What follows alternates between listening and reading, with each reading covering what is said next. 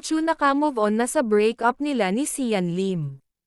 Bago nga matapos ang taong 2023,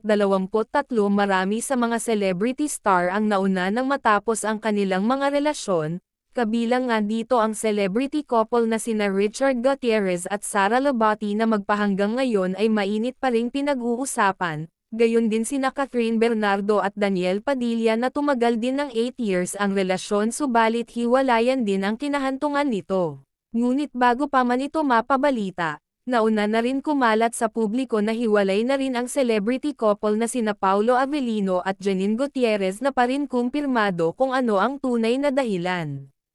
Sumunod ang celebrity couple na sina Kim Chu at Sian Lim na umabot naman ng 1 dekada ang relasyon subalit sa hiwalayan din ang pinuntahan, na nito lamang nakaaraang araw ay kapwa nila kinumpirma at nagpasalamat pa sa isa't isa bago sila tuluyang naghiwalay, at ngayon nga ay moving forward na daw si Kim Chu.